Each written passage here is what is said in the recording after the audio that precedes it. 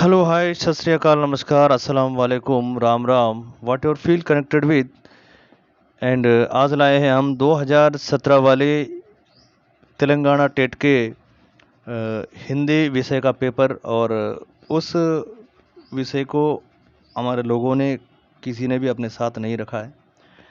अब कहीं कहीं तो ये मिलता भी नहीं है, तो मैंने जो लिखा था उस हाल के पेपर को ही आपके सामने रखा है। और बेशक आपको अच्छी जानकारी मिल सकती है हिंदी विषय में किस प्रकार पूछा गया था। और 2022 का भी पेपर मैंने अपलोड कर दिया है। ये 17 का और 22 का दोनों आप अगर कंपेयर करेंगे, तुलना करेंगे और तुलनात्मक स्थिति में पढ़ेंगे तो आपको ज़रूर बहुत ही अच्छा खास विषय आपके मस्तिष्क में समग्र हो सकता है। सो देखते हैं, पहला प्रश्न है आपका, प्रधान अध्यापक ने स्वास्थ्य रक्षा कार्यक्रम की जानकारी दी। तो ये वाक्य है, तो वाक्य का कर्मवाच्य पहचानिए। वाक्य में दिया गया एक वाक्य है, ये है वाच्य का प्रकार।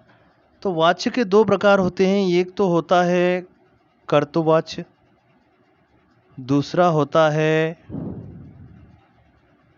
कर्मवाच्य। इन दोनों में से देखा जाए तो अब यह आपको क्या पूछा है, ये देखिए। तो आपको पूछा है कि वाक्य में कर्मवाच्य रूप पहचानिए। कहा गया कि प्रधान अध्यापक ने स्वास्थ्य रक्षा कार्यक्रम की जानकारी दी। ये जो कार्य करता है उसे कर्म कहा गया है, और कर्म जो है किसने किया, तो प्रधान अध्यापक ने किया है।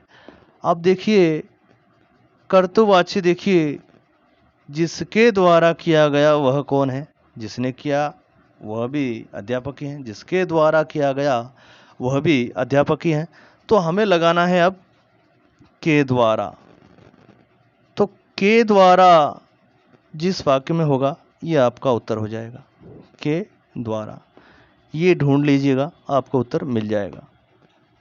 सो यहाँ देखते हैं, पहला ऑप्शन है आपका, प्रधान अध्यापक के द्वारा स्वास्थ्य रक्षा कार्यक्रम की जानकारी दी गई होगी। तो वाक्य पहले अच्छी तरह पढ़ना होगा। जानकारी दी कहा था, तो यहाँ होगी कहा, तो ये उत्तर नहीं है। और दूसरा है आपका, प्रधान अध्यापक स्वास्थ्य रक्षा कार्यक्रम की जानकारी देंगे, ये भी नहीं। तो ये वर्तमान का वाक्य था, इसमें काल को भी थोड़ा सा देखना पड़ेगा। प्रधान अध्यापक के द्वारा स्वास्थ्य रक्षा कार्यक्रम की जानकारी दी गई, यहाँ दी गई का भाई दी गई हो गया, तो उत्तर हो गया आपका तीसरा। उत्तर हो गया आपका तीसरा, थर्ड ऑप्शन आपका उत्तर में आप ले सकते हैं। तो देखिए इसमें कोई बड़ा उत्तर नहीं था, छोटी सी बात है। ये जो वाक्य था ये दी गई के अनुसार और प्रधान अध्यापक के अनुसार पहचाना गया। और वाक्य में वाच्य बदलना ये तो सभी जानते हैं, कहीं कहीं काल के ऊपर निर्भर होता है। तो ये वर्तमान काल की बात थी, इसलिए दी गई इस बात को याद रखकर हमने पहचाना। इस तरह हर एग्ज़ाम में पहचानिए, नहीं तो आप विषय पहचान जाएंगे पर काल को नहीं पहचानेंगे तो आपकी गलती हो जाएगी और एक मार्क आपका कट सकता है। अब देखते हैं अगला प्रश्न। अगले प्रश्न में है, मुझे कहानी सुनना अच्छा लगता है, रेखांकित शब्द में इसे जोड़ने से द्वितीय प्रेरणार्थक क्रिया बनती हैं। तो देखिए क्रिया जो है, ये क्रिया के अलग अलग भाग हैं। क्रिया में एक तो मूल क्रिया होती हैं या द्वितीय प्रेरणार्थक क्रिया होती है, प्रेरणार्थक क्रिया होती हैं, अलग अलग होती हैं। तो इसमें क्या कहा गया आपको कि मुझे कहानी सुनना अच्छा लगता है। तो मैं बताता हूँ, क्रिया में सुनना क्रिया है और सुनवाना द्वितीय प्रेरणार्थक क्रिया है। प्रथम प्रेरणा क्या है, सुनना है। द्वितीय प्रेरणा देखिए इसमें दिया गया आपको कि प्रेरणा क्या है, सुनना प्रेरणा है, और सुनवाना या सुनाना, सुनाना अथवा सुनवाना, ये द्वितीय प्रेरणार्थक क्रिया है। आपको दिया गया है प्रथम प्रेरणार्थक क्रिया के बारे में। आपको वा जोड़ने से यहाँ ये जो वा है, सुनना को सुनवाना बनाना है, तो वा जोड़ने से आपका द्वितीय प्रेरणार्थक क्रिया जो है बन जाएगा। सो उत्तर है आपका ऑप्शन नंबर 4। देखते हैं अगला प्रश्न। निम्न में से यह तत्सम शब्द नहीं है। तत्सम शब्द जो है ये संस्कृत के शब्द होते हैं, और तत्सम शब्द में आपको दिया गया है वत्स, तो क्या कहा गया कि नहीं है। तो अगर जो है वो पहले देखें, तो जो तत्सम शब्द हैं वो संस्कृत से लिए गए यथा तथ शब्द होते हैं। वो है आपका एक वत्स, वत्स जो है ये तत्सम शब्द है। अग्नि ये तत्सम है। भ्राता ये भी तत्सम है। अब बच गया आपका राय। राय जो है ये हिंदी का अपना सही रूप है और संस्कृत से लिया गया शब्द नहीं है, इसलिए राय हो गया आपका तत्सम शब्द का विरोधी शब्द। इसमें जो नहीं है वो है, तो आंसर है आपका, उत्तर है नंबर 1। और ये कहीं से मैंने हल करवा कर पेपर नहीं लाया, मैं अपना खुद पेपर जो एग्ज़ाम दिया करता था, पुराने पेपर मिलते रहते हैं तो अपलोड करता रहता हूँ। इसमें कोई गलत नहीं मानना, इसमें जो टिक्स लगाए हैं ये मेरे खुद हैं, और मैं इसका हल भी तो आपको बता रहा हूँ कि इस तरह पहचानना चाहिए। तो देखते हैं क्वेश्चन नंबर 44। देखिए, हामिद अपनी दादी अमीना की गोद में सोता है। इसमें क्या पूछा कि वाक्य में प्रयुक्त कारक क्रमशः है। तो वाक्य में कारक किस प्रकार के हैं और कौन कौन से हैं, ये आपको पहचानना है। कारक के भेद, कारक के इसमें 2 भेद हैं। जैसे हमीना की और गोद में, ये 2 बात है। की और में, की जो है ये संबंध कारक है, में जो है ये अधिकरण कारक है। में, पर, पे, अधिकरण कारक उसे कहा जाता है जो अंदर हो या ऊपर हो, जिसके ऊपर हो, जिसके अंदर हो, जिसमें हो। अब घर में माँ है, घर के ऊपर मुर्गा है। घर में माँ है और घर के ऊपर मुर्गा है। ऐसी बातों को पहचानने में आपको कम से कम कारक पहचानने में आ जाएगा।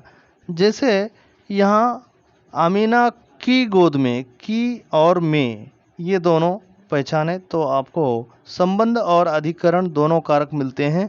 तो उत्तर हो गया आपका ऑप्शन नंबर 2, आपका उत्तर होता है। और देखते हैं अगला प्रश्न। अगले प्रश्न में कहा गया कि आशा आलोकित करती मेरे जीवन को प्रतिक्षण रेखांकित शब्द में समास है। तो प्रतिक्षण जो है ये आपका रेखांकित है। प्रतिक्षण में आपका जो है समास है, ये कौन सी समास है? प्रतिक्षण, प्रतिदिन, दिन दिन, हर दिन, हर पल, ये जो है आपका अव्यय भाव के शब्द होते हैं, ये आपके अव्यय भाव के शब्द होते हैं। तो उत्तर हो गया आपका अव्यय भाव समास, ऑप्शन नंबर 3। और देखिए यहाँ मैंने दिया प्रतिदिन, प्रत्येक घर, दिन दिन, हर दिन, ये सब आपके जो शब्द हैं ये सब अव्यय भाव में आते हैं। सो अव्यय भाव समास आपका उत्तर है।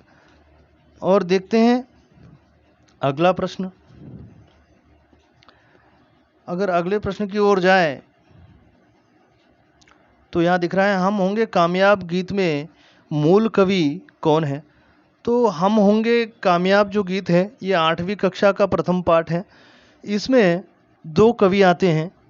मूल कवि यानी जिसने उसको प्रथम रूप दिया है उस कविता को इंग्लिश में, और उसका अनुवादक, ट्रांसलेटर, जिसने अनुवादक यानी ट्रांसलेट किया है जिसने हिंदी में उसे लिखा है।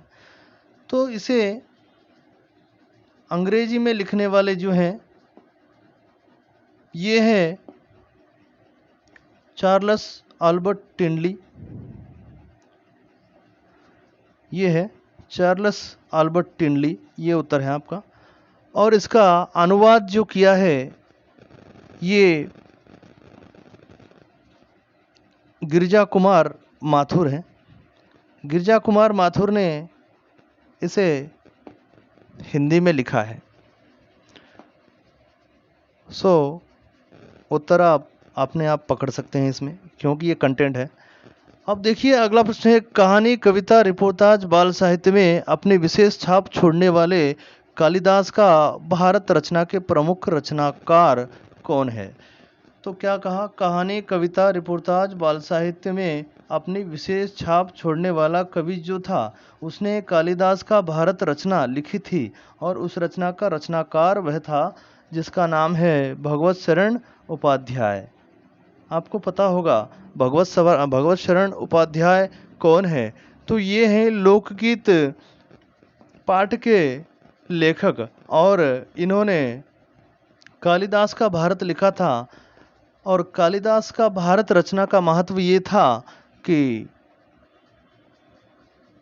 कालिदास एक महर्षि था और उनके ज़माने में वे लेखक भी थे, और उस ज़माने का भारत कहीं अद्भुत भारत था। तो वहाँ आयुर्वेद, इतिहास और गुरुकुल विद्यालयों के बारे में उन्होंने बताया है, और उसके साथ साथ अपने भारत की संस्कृति व खान पान के बारे में लिखा है। इसके साथ साथ नाच गान के बारे में दिया है। वह लोकगीत में आ जाता है। अगला प्रश्न देखते हैं, पाठ और विधा से संबंधित सही जोड़ी पहचानिए। तो पाठ और विधा, तो कौन से पाठ की कौन सी विधा है? ये फुटबॉल जो है ये एक संस्मरण है, यानी याद करके लिखा गया है कि बचपन में फुटबॉल ऐसे ऐसे खेला जाता था। पहले पहले फुटबॉल अपनी वस्तु ही लगती थी, फिर वह गेम बन गई। बदले अपनी सोच, ये संवाद नहीं है, ये आपका निबंध है। बदले अपनी सोच जो है ये निबंध है, सॉरी संवाद ही है। युगरत्ना श्रीवास्तव का संवाद है, और यक्ष प्रश्न जो है ये साक्षात्कार है। और जागो ग्राहक जागो ये जो है ये निबंध है। तो आपको पूछा गया था पाठ विधा, इसमें सही जोड़ी पहचानिए।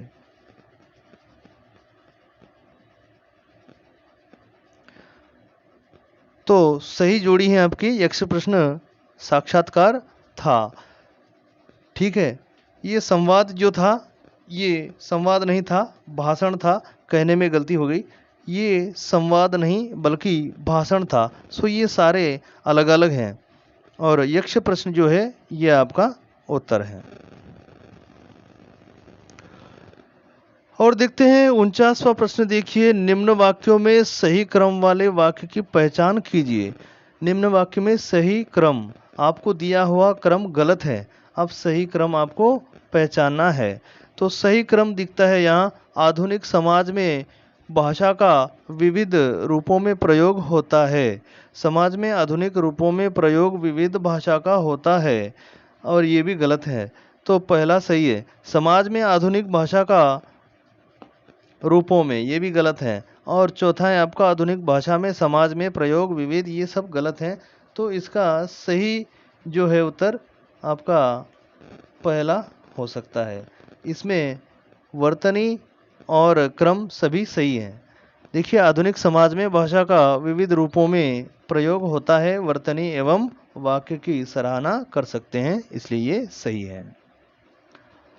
आगे देखते हैं, अंतरिक्ष यात्री अपने यान में बैठकर अंतरिक्ष की ओर उड़ चले, वह वाक्य है, यह वाक्य क्या है? तो देखिए, यह वाक्य विधानार्थक है, और विधानार्थक आप कैसे चुन सकते हैं विधानार्थक को अपने उत्तर में? तो यात्री कहाँ का था? ये था अंतरिक्ष का, और अंतरिक्ष के यात्री उसकी विधि होती है अपना काम करना। अंतरिक्ष वाला कहाँ जाएगा? अंतरिक्ष में ही जाएगा। सो अंतरिक्ष जो है ये उसकी विधि है, इसलिए इसे हम बिल्कुल कह सकते हैं कि विधानार्थक वाक्य। सो उत्तर हो गया आपका विधानार्थक वाक्य। उत्तर हो गया आपका विधानार्थक वाक्य। अब चलते हैं आगे।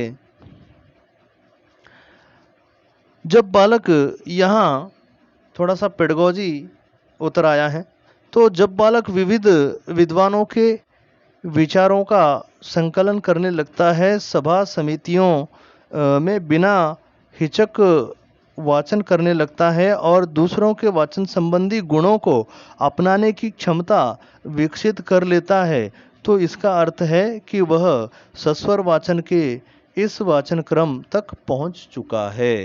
तो देखिए, जब बालक कहीं मंडलियों में, व्यक्तियों में, कहीं सभाओं में, समितियों में बिना डर के अपना भाषण दे पाता है, कहीं बात व्यक्त कर पाता है, कहीं विचार प्रकट कर पाता है, तब कौन से वाचन तक वह पहुंच गया ऐसा आपको महसूस होगा? तो पंचम वाचक, अंतिम स्थिति, यानी वह बिना हिचकिचाए बोल सकता है, तो ये पंचम वाचन है।